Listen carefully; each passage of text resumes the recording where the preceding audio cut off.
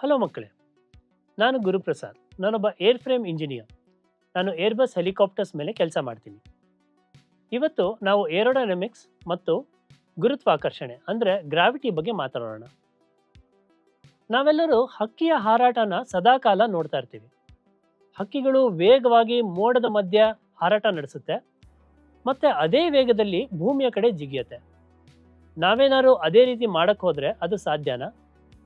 ನಾವೇನಾದ್ರು ಹಕ್ಕಿ ಥರ ಹಾರಬೇಕು ಅಂತ ಒಂದು ಬಿಲ್ಡಿಂಗ್ ಮೇಲಿಂದ ಜಿಗಿದ್ರೆ ನಾವು ಕೈಯೋ ಅಥವಾ ಕಾಲನ್ನ ಮುರ್ಕೊಳ್ಳೋದಂತೂ ಗ್ಯಾರಂಟಿ. ಆದರೆ ನೆನಪಿರಲಿ, ಹಿಂದಿನ ಕಾಲದಲ್ಲಿ ತುಂಬ ಜನ ಹಕ್ಕಿ ಥರ ಹಾರಬೇಕು ಅಂತ ಹೇಳಿ ರೆಕ್ಕೆಗಳನ್ನ ಕಟ್ಕೊಂಡು ಬಿಲ್ಡಿಂಗ್ ಮೇಲಿಂದ ಜಿಗಿದಿದ್ದಾರೆ. ಅದರಲ್ಲಿ ಎಷ್ಟೋ ಜನ ಪ್ರಾಣನೂ ಕಳ್ಕೊಂಡಿದ್ದಾರೆ. ಆದರೆ ಯಾಕೆ ಹೀಗಾಗುತ್ತೆ? ನಾವ್ಯಾಕೆ ಪ್ರತಿ ಸರಿ ಜಿಗಿದಾಗಲೂ ಭೂಮಿಗೆ ವಾಪಸ್ ಬರ್ತೀವಿ? ಅದು ಯಾಕೆ ಅಂದರೆ ಭೂಮಿ ನಮ್ಮನ್ನು ಸದಾಕಾಲ ಅದರತ್ತಕ್ಕೆ ಸೆಳಿತಾ ಇರುತ್ತೆ. ಈ ಸೆಳೆತಕ್ಕೆ ನಾವು ಗ್ರಾವಿಟಿ ಅಥವಾ ಗುರುತ್ವಾಕರ್ಷಣೆ ಅಂತ ಕರಿಬೋದು. ನಾವು ಒಂದು ನಿಮಿಷ ಯೋಚನೆ ಮಾಡೋಣ. ಅಕಸ್ಮಾತ್ ಭೂಮಿಯ ಮೇಲೆ ಗ್ರಾವಿಟಿ ಇಲ್ಲದೇ ಇದ್ರೆ, ಗ್ರಾವಿಟಿ ಅಥವಾ ಗುರುತ್ವಾಕರ್ಷಣೆ ಇಲ್ಲದೇ ಇದ್ರೆ ಏನಾಗಬಹುದಿತ್ತು? ಖಂಡಿತ ನಾವೆಲ್ಲರೂ ಅಮ್ಯೂಸ್ಮೆಂಟ್ ಪಾರ್ಕಲ್ಲಿರೋ ರೋಲರ್ ಕೋಸ್ಟರ್ ರೈಡ್ ಥರ ನಮ್ಮ ಇಡೀ ಜೀವನ ನಡೀತಿತ್ತು. ಆದರೆ ಸದಾಕಾಲ ಅದೇ ಖುಷಿ ಇರ್ತಿತ್ತಾ? ನಾವು ಓಡಿಸ್ತಿರೋಂಥ ಗಾಡಿಗಳು, ನಾವು ನಡೆದಾಡ್ತಿರೋಂಥ ಜಾಗಗಳು ಅದೇ ರೀತಿ ಇರ್ತಿತ್ತಾ? ಖಂಡಿತ ಇಲ್ಲ. ನಮ್ಮ ಜೀವನ ಇಷ್ಟು ಸುಖಕರವಾಗಂತೂ ಇರಲಿಲ್ಲ. ಆದರೆ ಪ್ರಶ್ನೆ ಏನಪ್ಪ ಅಂದರೆ, ನಾವು ಈ ಗ್ರಾವಿಟಿಯನ್ನು ದಾಟಿ ನಾವು ಹೇಗೆ ವಸ್ತುಗಳನ್ನ ಆಕಾಶದಲ್ಲಿ ಹಾರಿಸ್ಬೋದು ಅಂತ ಹೇಳಿ. ಉದಾಹರಣೆಗೆ ನಾವು ಹಾಟ್ ಏರ್ ಬಲೂನ್ ತಗೋಬೋದು, ಅಥವಾ ಆಟಿಕೆಯ ಡ್ರೋನ್ಗಳಿರ್ಬೋದು, ಅಥವಾ ನಾವು ಹಾರಾಡುವಂಥ ವಿಮಾನವೇ ಇರ್ಬೋದು. ಇದೆಲ್ಲನೂ ಗ್ರಾವಿಟಿಯ ವಿರುದ್ಧ ಕೆಲಸ ಮಾಡ್ತಿರುತ್ತೆ. ಅದನ್ನು ಹೇಗೆ ಮಾಡೋದು? ಇದೆಲ್ಲನೂ ಒಂದು ಸೂಪರ್ ಕೂಲ್ ವಿಜ್ಞಾನ ಅಂದರೆ ಏರೋಡೈನಮಿಕ್ಸ್ ಅನ್ನೋ ಒಂದು ಸೂಪರ್ ಕೂಲ್ ವಿಜ್ಞಾನದಿಂದ ಸಾಧ್ಯ ಆಯಿತು. ಅದೇನು ಮತ್ತು ಹೇಗೆ ಕೆಲಸ ಮಾಡುತ್ತೆ ಅಂತ ನಾವು ಈ ಸೆಷನಲ್ಲಿ ನೋಡೋಣ. ಏರೋಡೈನಮಿಕ್ಸ್ ಅಂತ ಹೇಳೋದು ಒಂದು ವಸ್ತುವಿನ ಸುತ್ತ ಗಾಳಿ ಯಾವ ರೀತಿ ಹರಿಯುತ್ತೆ ಅಂತ ತಿಳಿದುಕೊಳ್ಳುವಂಥ ಒಂದು ವಿಜ್ಞಾನ. ಆದ್ದರಿಂದಲೇ ಅದಕ್ಕೆ ಏರೋಡೈನಮಿಕ್ಸ್ ಅಂತ ಹೆಸರು ಬಂದಿರೋದು. ಏರೋಡೈನಮಿಕ್ಸ್ ವಿಜ್ಞಾನದಿಂದ ನಾವು ತುಂಬ ಬುದ್ಧಿವಂತಿಕೆಯಿಂದ ಗಾಳಿಯ ಹರಿವನ್ನು ನಾವು ಬದಲಾಯಿಸ್ಬೋದು. ಈ ಬದಲಾವಣೆಯನ್ನು ನಾವು ವಸ್ತುವನ್ನು ಗಾಳಿಯಲ್ಲಿ ಮೇಲೆ ಎತ್ತಲು ಪ್ರಯತ್ನ ಪಡ್ಬೋದು. ಹಾಗಾದರೆ ಒಂದು ವಸ್ತು ಗಾಳಿಯಲ್ಲಿ ಹಾರಾಟ ಮಾಡೋದಕ್ಕೆ ಯಾವ ಯಾವ ಶಕ್ತಿಗಳು ಅಂದರೆ ಫೋರ್ಸಸ್ ತುಂಬ ಅಗತ್ಯವಾಗಿದೆ ನಾವಿಲ್ಲಿ ತಿಳ್ಕೊಳ್ಳೋಣ. ನಾವು ಬಾಹ್ಯಾಕಾಶ ಅಥವಾ ಸ್ಪೇಸಲ್ಲಿದ್ದೀವಿ ಅಂತ ಅಂದ್ಕೊಳ್ಳೋಣ. ಸ್ಪೇಸಲ್ಲಿ ನಮ್ಮ ಮೇಲೆ ಯಾವುದೇ ಶಕ್ತಿಗಳು ಅಥವಾ ಫೋರ್ಸಸ್ ಆಕ್ಟ್ ಆಗ್ತಿರೋದಿಲ್ಲ. ನಾವಲ್ಲಿ ತುಂಬ ಫ್ರೀ ಫ್ಲೋಟಿಂಗ್ ಸ್ಟೇಟಲ್ಲಿ ಇರ್ತೀವಿ. ಆದರೆ ನಾವು ಅವಾಗಲೇ ನೋಡ್ದಂಗೆ ಭೂಮಿ ಮೇಲೆ ಗುರುತ್ವಾಕರ್ಷಣೆ ಯಾವಾಗಲೂ ಇರುತ್ತೆ ಮತ್ತು ಅದು ನಮ್ಮನ್ನು ಯಾವಾಗಲೂ ಅದರ ಹತ್ರ ಸೆಳಿತಾ ಇರುತ್ತೆ. ನಾವು ಅದರಿಂದ ತಪ್ಪಿಸ್ಕೋಬೇಕಂದ್ರೆ ಏನು ಮಾಡ್ತೀವಿ? ಉದಾಹರಣೆಗೆ ನಾವು ಜಿಗಿತೀವಿ. ನಾವು ಜಿಗಿದಾಗ ನಮ್ಮ ಕಾಲಿನ ಸ್ನಾಯುಗಳು ಗುರುತ್ವಾಕರ್ಷಣೆ ವಿರುದ್ಧ ಕೆಲಸ ಮಾಡಿ ನಮ್ಮನ್ನು ಮೇಲಕ್ಕೆತ್ತುತ್ತೆ. ಅದೇ ರೀತಿ ಒಬ್ಬ ಅಪ್ಪ ಅವನ ಮಗನ ಜೊತೆ ಸೂಪರ್ ಹೀರೋ ಆಟ ಆಡಬೇಕಾದ್ರೆ ಅವನನ್ನು ಮೇಲಕ್ಕೆ ಜಿಗಿಸ್ತಾನೆ. ಅವನನ್ನು ಮೇಲಕ್ಕೆ ಜಿಗಿಸ್ಬೇಕಾದ್ರೆ ಆ ಅಪ್ಪನ ಕೈಯ ಸ್ನಾಯುಗಳು ಗುರುತ್ವಾಕರ್ಷಣೆ ವಿರುದ್ಧ ಕೆಲಸ ಮಾಡುತ್ತೆ. ಒಂದು ಶಕ್ತಿ ಸಂಚಲನ ಶುರು ಆಗುತ್ತೆ. ಆ ಶಕ್ತಿ ಒಂದು ಆಬ್ಜೆಕ್ಟ್ ಅಥವಾ ಒಂದು ವಸ್ತುವಿನ ವಿರುದ್ಧ ಮೇಲ್ಗಡೆಗೆ ಆಕ್ಟ್ ಮಾಡ್ತಿರುತ್ತೆ, ಗುರುತ್ವಾಕರ್ಷಣೆ ವಿರುದ್ಧ. ಈ ಶಕ್ತಿಗೆ ನಾವು ಲಿಫ್ಟ್ ಅಂತ ಕರಿತೀವಿ. ಇದು ಯಾವಾಗಲೂ ಗುರುತ್ವಾಕರ್ಷಣೆಯ ವಿರುದ್ಧ ಕೆಲಸ ಮಾಡ್ತಿರುತ್ತೆ. ನಾವೀಗ ಅರ್ಥ ಮಾಡ್ಕೊಂಡಿರೋದು ಏನಂದ್ರೆ, ಲಿಫ್ಟ್ ಶಕ್ತಿಯು ಗುರುತ್ವಾಕರ್ಷಣೆಯ ವಿರುದ್ಧ ಕೆಲಸ ಮಾಡಿ ವಸ್ತುವನ್ನು ಗಾಳಿಯಲ್ಲಿ ಮೇಲ್ಗಡೆ ತಗೊಂಡು ಹೋಗುತ್ತೆ. ಅದೊಂದು ಅದೃಶ್ಯ ರೆಕ್ಕೆಗಳು ಅಂತಲೇ ನಾವು ಎಣಿಸ್ಕೋಬಹುದು. ಆದರೆ ಬರೀ ಲಿಫ್ಟ್ ಫೋರ್ಸ್ ಒಂದು ವಸ್ತು ಮೇಲೆ ಆಕ್ಟ್ ಆಗ್ತಿದ್ರೆ ಏನಾಗ್ಬೋದು? ಆ ವಸ್ತು ಗಾಳಿಯಲ್ಲಿ ಸದಾಕಾಲ ಅದೇ ಜಾಗದಲ್ಲಿ ನಿಂತಿರುತ್ತೆ. ಈ ಪ್ರಕ್ರಿಯೆಗೆ ಹೋವರಿಂಗ್ ಅಂತ ಕರಿತೀವಿ. ಉದಾಹರಣೆಗೆ ನೀವೆಲ್ಲ ಹೀಲಿಯಂ ಬಲೂನ್ಸ್ ನೋಡಿರ್ಬೋದು, ಅಡ್ವರ್ಟೈಸ್ ಮಾಡುವಂಥ ಹೀಲಿಯಂ ಬಲೂನ್ಸ್. ಅದು ಸದಾಕಾಲ ಯಾವುದೋ ಒಂದು ಬಿಲ್ಡಿಂಗ್ ಮೇಲೆ ಅಲ್ಲೇ ಸದಾಕಾಲ ಇರುತ್ತೆ. ಅಥವಾ ಹೆಲಿಕಾಪ್ಟರ್ ಒಂದು ವಸ್ತುವನ್ನು ನೆಲದಿಂದ ಮೇಲಕ್ಕೆ ಎತ್ತೋ ಪ್ರಕ್ರಿಯೆಯನ್ನು ನೋಡಿರ್ಬೋದು. ಆ ಪ್ರಕ್ರಿಯೆಯಲ್ಲಿ ಕೂಡ ಹೆಲಿಕಾಪ್ಟರ್ ಅದೇ ಜಾಗದಲ್ಲಿ ಗಾಳಿಯಲ್ಲಿ ತೇಲ್ತಾ ಇರುತ್ತೆ. ಆದರೆ ನಾವು ಯಾವಾಗಲೂ ಹೋವರಿಂಗ್ ಮಾಡ್ತಿದ್ರೆ ಅದರಲ್ಲಿ ಖುಷಿ ಏನಿದೆ? ನಾವು ಒಂದು ಜಾಗದಿಂದ ಇನ್ನೊಂದು ಜಾಗಕ್ಕೆ ಹೋಗಬೇಕು. ಹೋಗಬೇಕಾದ್ರೆ ನಾವು ಹಾರಾಟ ಮಾಡಬೇಕು. ಸೊ ಈ ಹಾರಾಟ ಮಾಡೋದಕ್ಕೆ ಇನ್ನೊಂದು ಶಕ್ತಿಯ ಅಗತ್ಯವಿದೆ. ಆ ಶಕ್ತಿ ಯಾವುದು? ಸೊ ಈ ಲಿಫ್ಟ್ ಜೊತೆ ಇನ್ನೊಂದು ಯಾವುದೋ ಒಂದು ಶಕ್ತಿಯ ಅತ್ಯಗತ್ಯ ಇದೆ ನಾವು ಹಾರಾಟ ಮಾಡೋದಕ್ಕೆ. ಆ ಶಕ್ತಿ ಯಾವುದು ಅಂತ ನಾವಿಲ್ಲಿ ನೋಡೋಣ. ನಾವು ಗಾಳಿಯಲ್ಲಿ ಮುಂದಕ್ಕೆ ಚಲಿಸೋಕೆ ನಮಗೆ ಲಿಫ್ಟ್ ಜೊತೆ ಮತ್ತೊಂದು ಶಕ್ತಿಯ ಅಗತ್ಯ ಇದೆ ಅಂತ ನಾವು ಕಂಡ್ಕೊಂಡ್ವಿ. ಆದರೆ ಈ ಶಕ್ತಿ ಯಾವಾಗಲೂ ನೆಲಕ್ಕೆ ಸಮಾನಾಂತರದಲ್ಲಿರಬೇಕು. ಉದಾಹರಣೆಗೆ, ಒಬ್ಬ ಫುಟ್ಬಾಲರ್ ಒಂದು ಬಾಲನ್ನು ಒದಿಬೇಕಾದ್ರೆ ಅವನ ಕಾಲನ್ನು ನೆಲಕ್ಕೆ ಸಮಾನಾಂತರವಾಗಿ ಕಿಕ್ ಮಾಡ್ತಾನೆ. ಅದೇ ರೀತಿ ನಾವು ಯಾವ್ದಾದ್ರು ಒಂದು ವಸ್ತುವನ್ನು ಎಸಿಬೇಕಾದ್ರೆ ನಾವು ನೆಲಕ್ಕೆ ಸಮಾನಾಂತರದಲ್ಲಿ ನಮ್ಮ ಕೈಯನ್ನು ಮೂವ್ಮೆಂಟ್ ಮಾಡ್ತೀವಿ. ಅವಾಗ ಆ ವಸ್ತು ಮುಂದಕ್ಕೆ ಹೋಗುತ್ತೆ. ಈ ಸಮಾನಾಂತರ ಶಕ್ತಿಗೆ ನಾವು ಏರೋಡೈನಮಿಕ್ಸ್ನಲ್ಲಿ ಥ್ರಸ್ಟ್ ಅಂತ ಕರಿತೀವಿ. ನೀವು ಇಂಜಿನ್ನ ನೋಡಿರ್ಬೋದು, ಏರೋಪ್ಲೇನಲ್ಲಿ ಇರುವಂಥ ಇಂಜಿನ್ನ ನೋಡಿರ್ಬೋದು. ಅದು ಯಾವಾಗಲೂ ನೆಲಕ್ಕೆ ಸಮಾನಾಂತರವಾಗಿ ಅದು ರೆಕ್ಕೆಗೆ ಅಂಟಿಕೊಂಡಿರುತ್ತೆ. ಈ ಇಂಜಿನ್ ಏರೋಪ್ಲೇನ್ಗೆ ಥ್ರಸ್ಟ್ ಅನ್ನು ಪ್ರೊವೈಡ್ ಮಾಡುತ್ತೆ. ನಾವೀಗ ಲಿಫ್ಟ್ ಮತ್ತೆ ಥ್ರಸ್ಟ್ ಬಗ್ಗೆ ತಿಳ್ಕೊಂಡ್ವಿ. ಆದರೆ ಇವೆರಡೇ ಫೋರ್ಸ್ ಸಾಕಾಗುತ್ತಾ ಒಂದು ಏರೋಪ್ಲೇನ್ನ ಗಾಳಿಲಿ ಹಾರಿಸೋಕ್ಕೆ, ಅಥವಾ ನಾವೇನಾದ್ರು ಬೇರೆ ಏನಾದರೂ ನಾವು ಮರಿತಿದ್ದೀವ? ನೋಡೋಣ ಬನ್ನಿ. ಉದಾಹರಣೆಗೆ ನಾನಿವಾಗ ಒಂದು ಪ್ಲೇನ್ ಪೇಪರ್ ತಗೊಂಡು ಗಾಳಿಲಿ ಎಸಿತೀನಿ. ಅದು ಯಾವ ರೀತಿ ಮುಂದೆ ಹೋಗುತ್ತೆ ಅಂತ ಚೆಕ್ ಮಾಡೋಣ. ಅದು ಮುಂದೆನೇ ಹೋಗಲಿಲ್ಲ, ಅದು ಅಲ್ಲೇ ನೆಲಕ್ಕೆ ಬಿದ್ದೋಯ್ತು. ಇವಾಗ ಅದೇ ಪೇಪರ್ನ ನಾನು ರೋಲ್ ಮಾಡಿ ಒಂದು ಪೇಪರ್ ಬಾಲ್ ಥರ ಚೇಂಜ್ ಮಾಡಿ ಅದನ್ನು ಎಸಿತೀನಿ. ಅದು ತುಂಬ ಮುಂದೆ ಹೋಗಿಬಿತ್ತು. ಇದಕ್ಕೆ ಯಾಕೆ ಈ ಥರ ಆಗ್ತಿದೆ? ಆ ಪೇಪರ್ ಮತ್ತು ಆ ಪೇಪರ್ ಬಾಲ್ ಎರಡಕ್ಕೂ ಸೇಮ್ ವೆಯ್ಟ್ ಇದೆ ಮತ್ತು ಎರಡಕ್ಕೂ ಸೇಮ್ ಫೋರ್ಸ್ ನಾನು ಅಪ್ಲೈ ಮಾಡಿದೆ. ಆದರೂ ಪೇಪರ್ ತುಂಬ ಹತ್ತಿರ ಬಿತ್ತು, ಆದರೆ ಪೇಪರ್ ಬಾಲ್ ತುಂಬ ದೂರ ಬಿತ್ತು. ಇವೆರಡನ್ನೂ ನಾನು ಸ್ಪೇಸ್ ಅಥವಾ ಬಾಹ್ಯಾಕಾಶದಲ್ಲಿ ನಾನು ಪ್ರಯೋಗ ಮಾಡಿದಿದ್ರೆ ಎರಡು ಒಂದೇ ಡಿಸ್ಟೆನ್ಸ್ ಮುಂದೆ ಬೀಳ್ತಿತ್ತು. ಆದರೆ ಇಲ್ಲಿ ಆ ರೀತಿ ಆಗ್ತಿಲ್ಲ. ಯಾಕೆ ಅಂದರೆ ಇಲ್ಲಿ ಗಾಳಿ ಇದೆ. ಸೊ ಗಾಳಿ ಆ ಪೇಪರ್ನ ತುಂಬ ಮುಂದೆ ಹೋಗೋಕ್ಕೆ ಬಿಡ್ತಿಲ್ಲ, ಆದರೆ ಪೇಪರ್ ಬಾಲ್ನ ತುಂಬ ಮುಂದೆ ಹೋಗಕ್ಕೆ ಬಿಡ್ತು. ಯಾಕಂದರೆ ಅದರ ಶೇಪು ತುಂಬ ಚೇಂಜ್ ಇತ್ತು. ಸೊ ಅಲ್ಲೊಂದು ಏರ್ ರೆಸಿಸ್ಟೆನ್ಸ್ ಅಥವಾ ಪೇಪರ್ ಮುಂದೆ ಹೋಗೋದಕ್ಕೆ ಒಂದು ಏರ್ ರೆಸಿಸ್ಟೆನ್ಸ್ ಕ್ರಿಯೇಟ್ ಆಯಿತು. ಅದಕ್ಕೋಸ್ಕರ ಪೇಪರ್ ತುಂಬ ಮುಂದೆ ಹೋಗಲಿಲ್ಲ. ಸೊ ಏರೋಡೈನಮಿಕ್ಸ್ನಲ್ಲಿ ಈ ಏರ್ ರೆಸಿಸ್ಟೆನ್ಸ್ಗೆ ಡ್ರ್ಯಾಗ್ ಅಂತ ಕರಿತೀವಿ. ನಾವು ನಮ್ಮ ಬಾಲ್ಯದ ದಿನಗಳಲ್ಲಿ ನಾವೆಲ್ಲರೂ ಒಬ್ಬ ಏರೋನಾಟಿಕಲ್ ಇಂಜಿನಿಯರ್ ಅಥವಾ ಫ್ಲೈಟ್ ಫಿಸಿಸಿಸ್ಟ್ ಥರ ಕೆಲಸ ಮಾಡಿದ್ದೀವಿ ಅನ್ನೋದಕ್ಕಿಂತ ನಾವೆಲ್ಲರೂ ಆ ರೀತಿ ಆಟ ಆಡಿದ್ದೀವಿ. ನಾವು ಅವಾಗಲೇ ನೋಡಿದಂತೆ ಈ ಖಾಲಿ ಕಾಗದ ಅಥವಾ ಎಂಟಿ ಪೇಪರ್, ಈ ಪ್ಲೇನ್ ಪೇಪರು ಗಾಳಿಲಿ ತುಂಬ ಸುಲಭವಾಗಿ ಕೆಳಗೆ ಬಿದ್ದೋಯ್ತು ಎಸ್ದಾಗ.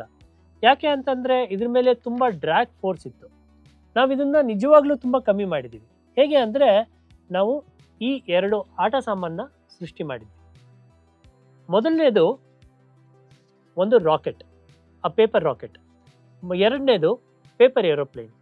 ಇದೆರಡಕ್ಕೂ ತುಂಬ ವ್ಯತ್ಯಾಸ ಇದೆ. ನೀವು ನೋಡ್ಬೋದು, ಪೇಪರ್ ಏರೋಪ್ಲೇನಲ್ಲಿ ವಿಂಗ್ಸ್ ಇದೆ, ಆದರೆ ಪೇಪರ್ ರಾಕೆಟಲ್ಲಿ ಯಾವುದೇ ರೀತಿಯಾದ ವಿಂಗ್ಸ್ ಇಲ್ಲ.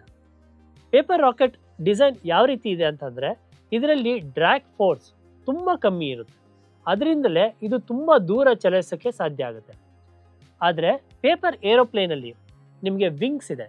ಈ ವಿಂಗ್ಸ್ ಯಾವ ರೀತಿ ವಿನ್ಯಾಸ ಆಗಿದೆ ಅಂದರೆ ಇದು ವಾಯು ವಿರೋಧಕ ಶಕ್ತಿ ಅಥವಾ ಏರ್ ರೆಸಿಸ್ಟೆನ್ಸ್ನ ಉಪಯೋಗಿಸ್ಕೊಂಡು ಲಿಫ್ಟ್ನ ಕ್ರಿಯೇಟ್ ಮಾಡೋ ರೀತಿ ಇದು ವಿನ್ಯಾಸ ಆಗಿದೆ. ಆದರೆ ವಿಂಗ್ಸಲ್ಲಿ ಅಂಥ ಮ್ಯಾಜಿಕ್ ಏನಾಗುತ್ತೆ, ಹೇಗೆ ಇದು ಲಿಫ್ಟ್ನ ಕ್ರಿಯೇಟ್ ಮಾಡುತ್ತೆ, ಅದು ವಾಯು ವಿರೋಧಕ ಶಕ್ತಿಯನ್ನು ಉಪಯೋಗಿಸ್ಕೊಂಡು, ತುಂಬ ಆಶ್ಚರ್ಯಕರ. ಈ ವಿಂಗ್ಸ್ ಶೇಪ್ನ ಏರೋಫಾಯಿಲ್ ಶೇಪ್ ಅಂತ ಕರಿತೀವಿ. ಈ ಏರೋಫಾಯಿಲ್ ಶೇಪ್ನ ನಾವು ಅರ್ಥ ಮಾಡ್ಕೋಬೇಕಾದ್ರೆ ಒಂದು ಪ್ರಿನ್ಸಿಪಲ್ನ ನಾವು ಅರ್ಥ ಮಾಡ್ಕೋಬೇಕು. ಅದಕ್ಕೆ ಒಂದು ಸಣ್ಣ ಎಕ್ಸ್ಪೆರಿಮೆಂಟ್ ಮಾಡೋಣ. ಈಗ ನಾವು ಏರೋಫಾಯಿಲ್ ಶೇಪ್ನ ಅರ್ಥ ಮಾಡ್ಕೊಳ್ಳಲು ನಾವು ಗಾಳಿ ಒಂದು ವಸ್ತುವಿನ ಮೇಲೆ ತುಂಬ ವೇಗವಾಗಿ ಚಲಿಸಿದ್ರೆ ಏನಾಗುತ್ತದೆ ಅನ್ನೋದನ್ನು ನಾವು ಪ್ರಥಮವಾಗಿ ಅರ್ಥ ಮಾಡ್ಕೋಬೇಕು. ಅದಕ್ಕೆ ಒಂದು ಸಣ್ಣ ಎಕ್ಸ್ಪೆರಿಮೆಂಟ್ ಮಾಡೋಣ. ನೀವೆಲ್ಲರೂ ಕೂಡ ನನ್ನ ಜೊತೆ ಈ ಎಕ್ಸ್ಪೆರಿಮೆಂಟ್ ಮಾಡಬೇಕು ಅಂತ ನಾನು ಕೇಳ್ಕೊಳ್ತೀನಿ. ಈ ಎಕ್ಸ್ಪೆರಿಮೆಂಟ್ಗೆ ಬೇಕಾಗಿರೋಂಥ ವಸ್ತು ತುಂಬ ಸಿಂಪಲ್. ಒಂದು ಚಿಕ್ಕ ಹಾಳೆ, ಒಂದು ಚಿಕ್ಕ ಸ್ಟ್ರಿಪ್ ಆಫ್ ಪೇಪರ್. ಈ ಪೇಪರ್ನ ನಾನು ಬಾಯಿಯ ಮುಂದೆ ಇಟ್ಕೊಂಡು ನಾನು ತುಂಬ ಜೋರಾಗಿ ಗಾಳಿ ಊದ್ತೀನಿ. ಈಗ ಏನಾಗ್ಬೋದು? ಆ್ಯಕ್ಚುಲಿ ಏನೂ ಆಗಬಾರ್ದಲ್ವಾ? ಯಾಕಂದರೆ ಪೇಪರಿನ ವಿನ್ಯಾಸ ಕೆಳಗಡೆ ಇದೆ ಮತ್ತು ನಾನು ಗಾಳಿ ಮೇಲ್ಗಡೆ ಊದ್ತಾ ಇರ್ತೀನಿ. ಸೊ ಗಾಳಿಗೂ ಪೇಪರ್ಗೂ ಸಂಬಂಧನೇ ಇಲ್ಲ. ಸೊ ಪೇಪರ್ ಏನೂ ಆಗಬಾರ್ದು. ನೋಡೋಣ ಏನಾಗುತ್ತೆ ಅಂತ. ನೀವು ಕೂಡ ಈ ಎಕ್ಸ್ಪೆರಿಮೆಂಟ್ನ ನನ್ನ ಜೊತೆ ಮಾಡಿ.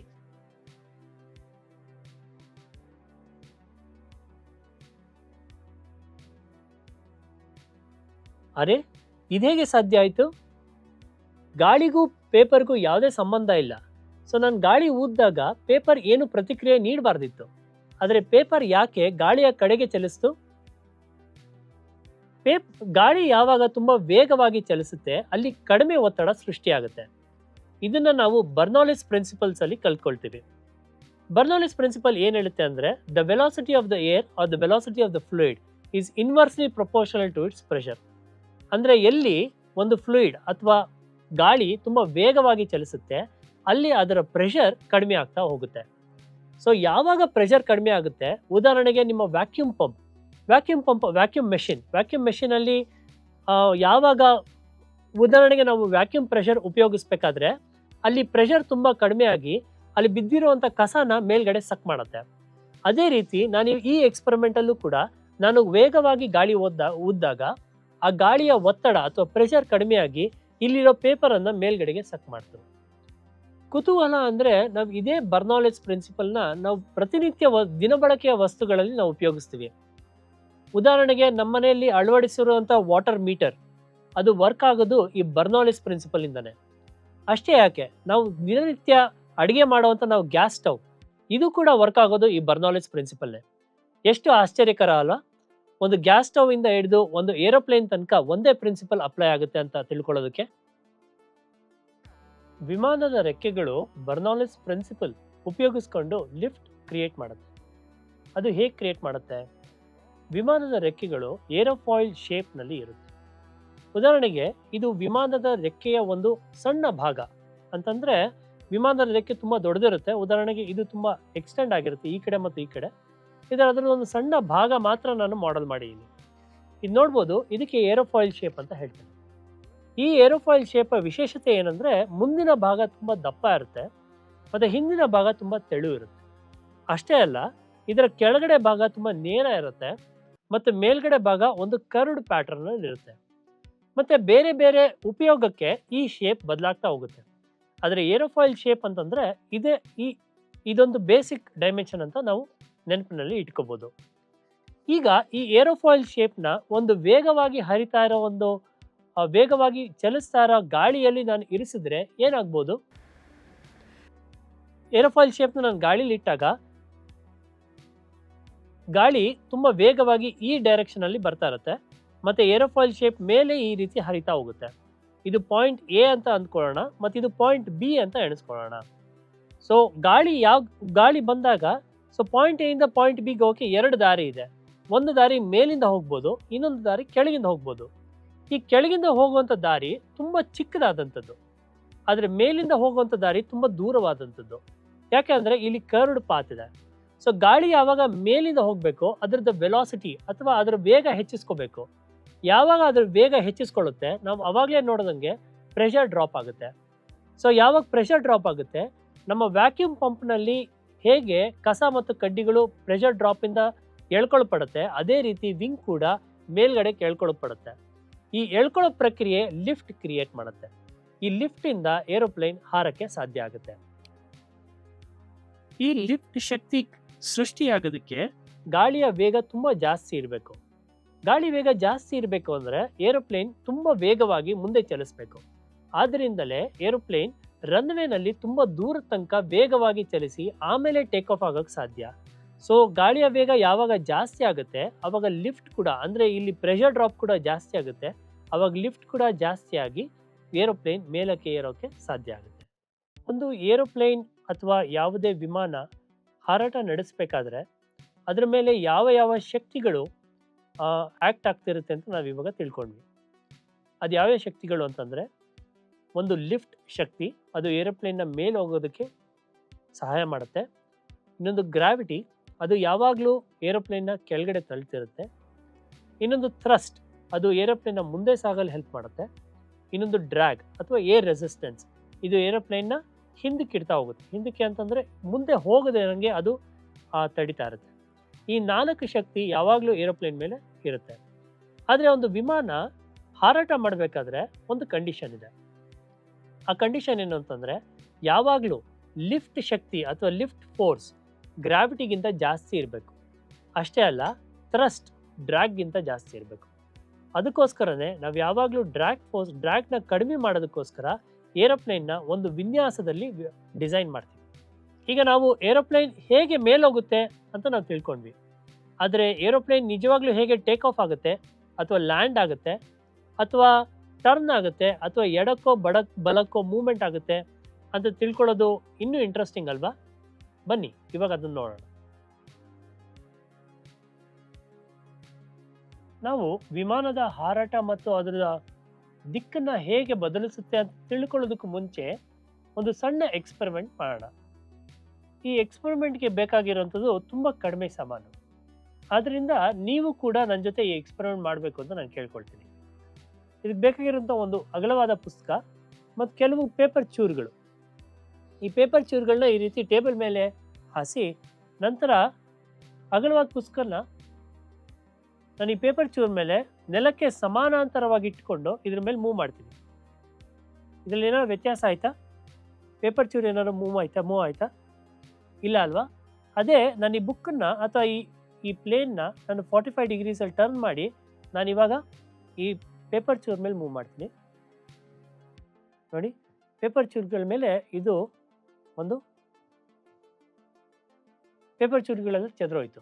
ಇದು ಯಾಕೆ ಹೀಗಾಯಿತು? ಇಲ್ಲಿ ಮುಂದೆ ಬರ್ತಿರೋಂಥ ಗಾಳಿ ಈ ಡಿಫ್ಲೆಕ್ಟೆಡ್ ಪ್ಲೇನಿಂದ ಕೆಳಗಡೆ ತಳ್ಳಲ್ಪಡ್ತು. ಈ ಕೆಳಗಡೆ ತಳ್ಳಲ್ಪಟ್ಟಿದ್ದರಿಂದ ಆ ಗಾಳಿ ಈ ಪೇಪರ್ ಚೂರುಗಳ ಮೇಲೆ ಬಿದ್ದು ಪೇಪರ್ ಚೂರೆಲ್ಲ ಚೆದರೋಯ್ತು. ಅಷ್ಟೇ ಅಲ್ಲ, ನೀವು ಎಕ್ಸ್ಪೆರಿಮೆಂಟ್ ಮಾಡ್ಬೇಕಾದ್ರೆ ಒಂದು ಅಬ್ಸರ್ವ್ ಮಾಡ್ಬೋದು.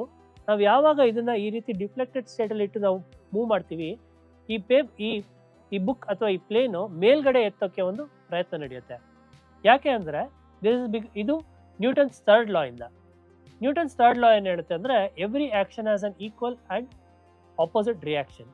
ಸೊ ನಾವು ಈ ಪೇಪರ್ನ ಈ ರೀತಿ ಮೂವ್ ಮಾಡಬೇಕು, ಈ ಪ್ಲೇನ್ನ ಈ ರೀತಿ ಮೂವ್ ಮಾಡಬೇಕಾದ್ರೆ ಗಾಳಿ ಕೆಳಗಡೆ ತಳ್ತು, ಆದ್ದರಿಂದ ಈ ಪೇಪರ್ ಅಥವಾ ಈ ಪ್ಲೇನು ಮೇಲ್ಗಡೆ ಹೋಯಿತು. ಇದೇ ಪ್ರಿನ್ಸಿಪಲ್ನ ಇಟ್ಕೊಂಡು ನಾವು ಏರೋಪ್ಲೇನ್ ಹೇಗೆ ಟರ್ನ್ ಆಗುತ್ತೆ ಅಥವಾ ಹೇಗೆ ಟೇಕ್ ಆಫ್ ಆಗುತ್ತೆ ಅಥವಾ ಹೇಗೆ ಲ್ಯಾಂಡ್ ಆಗುತ್ತೆ ಅಂತ ತಿಳ್ಕೊಳ್ಳೋಣ. ವಿಮಾನ ಹಾರಾಟ ಮಾಡಬೇಕಾದ್ರೆ ಎಡಕ್ಕೆ ಅಥವಾ ಬಲಕ್ಕೆ ಹೇಗೆ ವಿಮಾನನ ತಿರುಗಿಸೋದು? ಈ ಮೋಷನ್ಗೆ ನಾವು ಏರೋಡೈನಮಿಕ್ಸ್ ನಲ್ಲಿ ಯಾ ಅಂತ ಕರಿತೀವಿ, ಎಡಕ್ಕೆ ಅಥವಾ ಬಲಕ್ಕೆ ತಿರುಗೋದು. ಈ ಮೋಷನ್ ಅಚೀವ್ ಮಾಡಕ್ಕೆ ನಾವು ರಡ್ಡರ್ ಅನ್ನೋ ಒಂದು ವಿಂಗ್ ನ ನಾವು ಉಪಯೋಗಿಸ್ಕೊಳ್ತೀವಿ. ಇದು ಹೇಗೆ ಕೆಲಸ ಮಾಡುತ್ತೆ ಅಂತ ಒಂದು ಸಣ್ಣ ಎಕ್ಸ್ಪೆರಿಮೆಂಟ್ ಮೂಲಕ ನಾವು ತಿಳ್ಕೊಳ್ಳೋಣ. ನಾನು ಈ ಪೇಪರ್ ಏರೋಪ್ಲೇನ್ ಅಲ್ಲಿ ಈ ಕೆಳಗಿನ ಭಾಗನೇ ರಡ್ಡರ್ ತರ ಉಪಯೋಗಿಸ್ತಾ ಇದ್ದೀನಿ. ಈ ರಡ್ಡರ್ ಅಲ್ಲಿ ಒಂದು ಸಣ್ಣ ಸೆಕ್ಷನ್ ಮಾಡ್ಕೊಳ್ಳಿ. ಈ ರಡ್ಡರ್ ಅಲ್ಲಿ ಒಂದು ಸಣ್ಣ ಸೆಕ್ಷನ್ ಇದೆ, ಅದನ್ನ ಎಡಕ್ಕೆ ಅಥವಾ ಬಲಕ್ಕೆ ತಿರುಗಿಸಬಹುದು. ಈ ಏರೋಪ್ಲೇನ್ ನಾನು ಇವಾಗ ಈ ರಡ್ಡರ್ ನಾನು ಬಲಕ್ಕೆ ತಿರುಗಿಸಿ ಹಾರ್ಸಕ್ ಟ್ರೈ ಮಾಡ್ತೀನಿ, ನೋಡೋಣ ಏನಾಗುತ್ತೆ. ಏರೋಪ್ಲೇನ್ ಬಲಕ್ಕೆ ತಿರುಗ್ತು. ಅದೇ ರೀತಿ ಈ ರಡ್ಡರ್ನ ನಾನು ಎಡಕ್ಕೆ ತಿರುಗಿಸಿ ಹಾರ್ಸಕ್ ಪ್ರಯತ್ನ ಮಾಡ್ತೀನಿ, ನೋಡೋಣ ಏನಾಗುತ್ತೆ ಅಂತ. ಏರೋಪ್ಲೇನ್ ಬಲಕ್ಕೆ ತಿರುಗ್ತು. ಸೊ ಈ ಮೂವ್ಮೆಂಟ್ ಮೂಲಕ ಏರೋಪ್ಲೇನ್ ನ ಬಲಕ್ಕೆ ಅಥವಾ ಎಡಕ್ಕೆ ತಿರುಗಬಹುದು. ಇಲ್ಲಿ ನೋಡ್ಬೋದು, ಇದು ನಾನು ಅವಾಗ್ಲೇ ಮಾಡಿದಂತ ಪ್ಲೇನ್ ಎಕ್ಸ್ಪೆರಿಮೆಂಟ್ ನ 45 ಡಿಗ್ರಿಲಿ ನಾವಿಟ್ಟು ಏನು ಒಂದು ಪ್ಲೇನ್ ನ ಮೂವ್ ಮಾಡಿದ್ವಿ, ಅದೇ ರೀತಿ ಇದು ವರ್ಕ್ ಆಗುತ್ತೆ.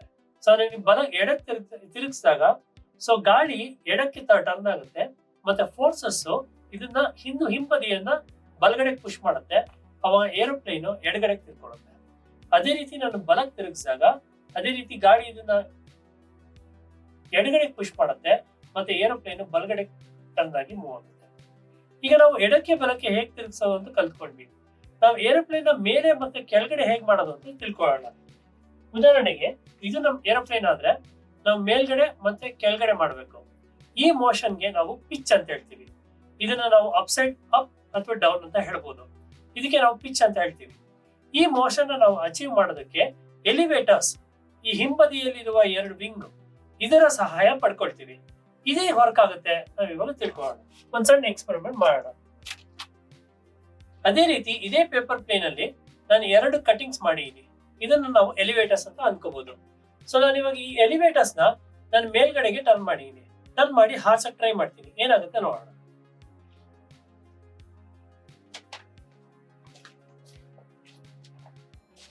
ಏರೋಪ್ಲೇನ್ ಮೂತಿ ಮೇಲ್ಗಡೆ ಆಯ್ತು. ಏರೋಪ್ಲೇನ್ ನೋಸ್ ಪಾರ್ಟ್ ಅಥವಾ ಮೂತಿ ಮೇಲ್ಗಡೆ ಫ್ಲೈ ಆಯ್ತು. ಅದೇ ರೀತಿ ಈ ಎಲಿವೇಟರ್ಸ್ ನಾನು ಕೆಳಗಡೆ ತಳ್ತೀನಿ, ಅದ್ರ ಡೈರೆಕ್ಷನ್ ಚೇಂಜ್ ಮಾಡ್ತೀನಿ. ಚೇಂಜ್ ಮಾಡಿ ಹಾರ್ಸಕ್ ನೋಡೋಣ ಏನಾಗುತ್ತೆ ಅಂತ. ನೋಡಿ, ಏರೋಪ್ಲೇನ್ ಪೂರ್ತಿ ಕೆಳಗಡೆ ಬಿತ್ತು. ಸೊ ಈ ಎಲಿವೇಟರ್ಸ್ ಯೂಸ್ ಮಾಡ್ಕೊಂಡು ನಾವು ಏರೋಪ್ಲೇನ್ ನ ಮೇಲೆ ಅಥವಾ ಕೆಳಗಡೆಗೆ ನಾವು ಮೂವ್ಮೆಂಟ್ ನ ಚೇಂಜ್ ಮಾಡಬಹುದು. ಅದೇ ರೀತಿ ಏರೋಪ್ಲೇನ್ ಅಲ್ಲಿ ಇನ್ನೊಂದು ಮೂವ್ಮೆಂಟ್ ಇದೆ. ಆ ಮೂವ್ಮೆಂಟ್ ಏನು ಅಂದ್ರೆ ಎಡಕ್ಕೆ ಅಥವಾ ಬಲಕ್ಕೆ ಹೊರಡೋದು. ಅದನ್ನ ರೋಲ್ ಅಂತ ಕರಿತೀವಿ. ಸೊ ಈ ರೋಲ್ ಆಗ್ಬೇಕಂದ್ರೆ ಇದರಲ್ಲಿ ಎರಡು ವಿಂಗ್ಸ್ ತುಂಬಾ ಇಂಪಾರ್ಟೆಂಟ್. ಅದರಲ್ಲಿ ಏಲಿರಾನ್ಸ್ ಅಂತ ಕರಿತೀವಿ. ಈ ಏಲಿರಾನ್ಸ್ ಉಪಯೋಗಿಸ್ಕೊಂಡು ಏರೋಪ್ಲೇನ್ ನ ರೋಲ್ ಮೂವ್ಮೆಂಟ್ ನ ಕೂಡ ಅಚೀವ್ ಮಾಡಬಹುದು. ನಾವಿವಾಗ ಪೇಪರ್ ಪ್ಲೇನ್ ಆಕ್ಟಿವಿಟಿ ನೋಡಿದ್ವಿ. ಈ ಆಕ್ಟಿವಿಟಿಲಿ ಒಂದಷ್ಟು ಎಕ್ಸ್ಪೆರಿಮೆಂಟ್ ನೀವು ಮನೆಗೆ ಹೋದ್ಮೇಲೆ ಮಾಡಬೇಕು ಅಂತ ಕೇಳ್ಕೊಳ್ತೀನಿ. ಅದ್ರಲ್ಲಿ ಒಂದು ಎಕ್ಸ್ಪೆರಿಮೆಂಟ್ ಏನು ಅಂತಂದ್ರೆ, ಈ ಹಿಂದ್ಗಡೆ ಇರೋ ಫ್ಲಾಪ್ಸ್ನ ಒಂದನ್ನ ಮೇಲಕ್ಕೆ ಮತ್ತೆ ಒಂದನ್ನ ಕೆಳಗಡೆಗೆ ಟರ್ನ್ ಮಾಡಿ ಪೇಪರ್ನ ಹಾರ್ಸಕ್ಕೆ ಟ್ರೈ ಮಾಡಿ. ಮತ್ತೆ ಅದು ಯಾವ ಡೈರೆಕ್ಷನಲ್ಲಿ ಮೂವ್ ಆಗುತ್ತೆ ಅನ್ನೋದನ್ನ ತಿಳ್ಕೊಂಡು ನಿಮ್ಮ ಗೆಳೆಯರೊಂದಿಗೆ ವಿಶ್ಲೇಷಣೆ ಮಾಡಿ. ಅದಷ್ಟೇ ಅಲ್ಲ, ನೀವೆಲ್ಲರೂ ಹೊರಗಡೆ ಇರಬೇಕಾದ್ರೆ ಯಾವ್ದಾದ್ರು ವಿಂಡ್ ಮಿಲ್ ನೋಡಿದ್ರೆ ಆ ವಿಂಡ್ ಮಿಲ್ಲಲ್ಲಿ ಕೂಡ ಒಂದು ಏರೋಫಾಯಿಲ್ ಶೇಪ್ ಇರುತ್ತೆ. ಆ ವಿಂಡ್ ಮಿಲ್ಲಿನ ಏರೋಫಾಯಿಲ್ ಶೇಪ್ ಯಾವ ರೀತಿ ವಿನ್ಯಾಸ ಆಗಿದೆ ಅನ್ನೋದ್ರ ಬಗ್ಗೆ ಸ್ಟಡಿ ಮಾಡಿ ನಿಮ್ಮ ಗೆಳೆಯರ ಜೊತೆ ವಿಶ್ಲೇಷಣೆ ಮಾಡಿ. ಅದ್ರ ಜೊತೆಗೆ ನೀವು ನಿತ್ಯ ನೋಡುವಂಥ ಹಕ್ಕಿಗಳು, ಈ ಹಕ್ಕಿಯ ರೆಕ್ಕೆ ಯಾವ ರೀತಿ ವಿನ್ಯಾಸ ಆಗಿದೆ ಮತ್ತು ಅದು ನಮ್ಮ ಏರೋಪ್ಲೇನ್ ಜೊತೆ ಹೇಗೆ ಕನೆಕ್ಟೆಡ್ ಆಗಿದೆ ಅದ್ರ ಬಗ್ಗೆ ನೀವು ತಿಳ್ಕೊಂಡು ನಿಮ್ಮ ಗೆಳೆಯರ ಜೊತೆ ವಿಶ್ಲೇಷಣೆ ಮಾಡಿ.